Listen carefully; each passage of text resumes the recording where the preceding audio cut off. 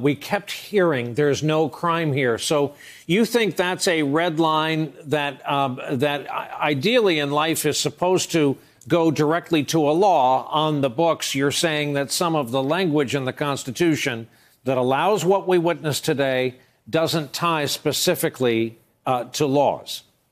That's right. And it's really quite clear. If you look at some of the constitutional scholarship, what was written in the Federalist Papers, what they were concerned with is a president who abuses the power of his office. And so it may be very different from the kinds of crimes that you or I could be charged with.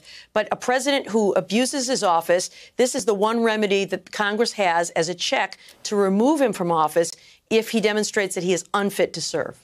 And because of a lack of wording on the following topic, is it possible the House can impeach and we can just put into suspended animation the idea that the Senate will get the case and try the case? Can they be two separate thoughts indefinitely?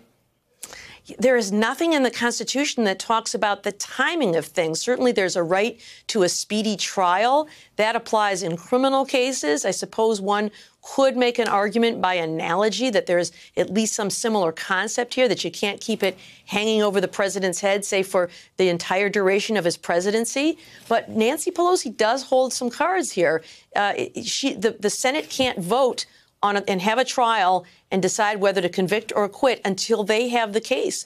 And they don't have the case until she presents it to them. And so in some ways, she can delay it at least for some time. I think at some point, if the delay is too excessive, the public will clamor for that trial to get a decision one way or the other. But she does have some leverage, I think, to perhaps force the hand of some witnesses to come testify. And we'll see how quickly the Supreme Court can act. But if she could stall long enough, we might actually get a decision from the Supreme Court forcing some of those witnesses and documents to be produced.